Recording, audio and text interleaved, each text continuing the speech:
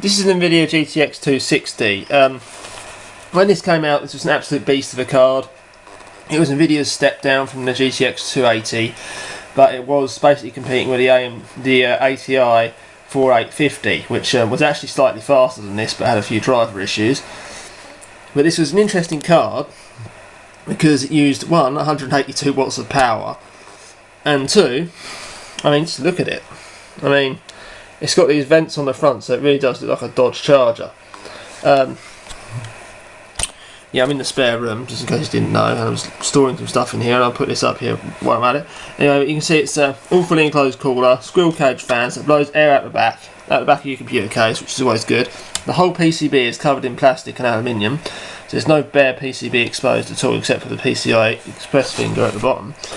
It has a back plate to give it better rigidity. This was pretty new at the time. The 4850, that was a bit faster than this.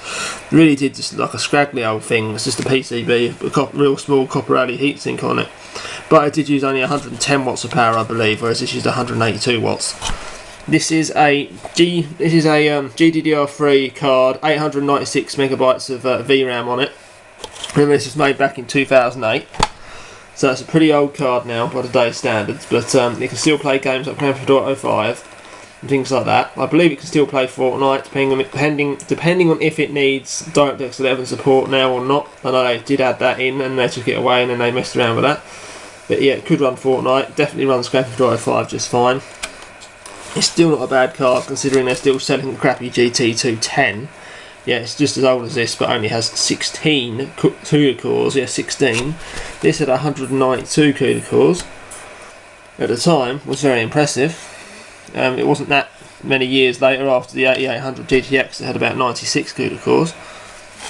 So yeah, 182 watts of power then, that's the same as an electric bike in the UK, or 18 watts off the power of the original electric bike before the new EU regulations came in, so you get 250 watts.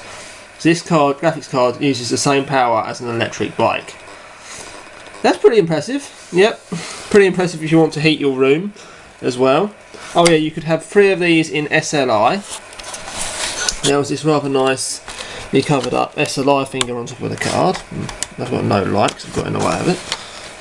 As you can see there's your SLI finger. Put the rubber thing back over that. You have 3 of these in SLI if you was absolutely insane and wanted to near enough use 600 watts just on your graphics cards, or 560 watts, whatever, which is pretty insane. Yeah, 564 watts of power just on graphics cards if you had 3 of these in SLI. So what do you need, like a 1000 watt power supply? Right, that concludes the video on the GTX 260. I will be overclocking it and things like that, and doing a benchmarking video on it. This is just a spare room, it's not used anymore, except for like the cat bed pretty much, and a storage area. So yeah, I'll be putting some computers in here, and that'll be all good. See you later.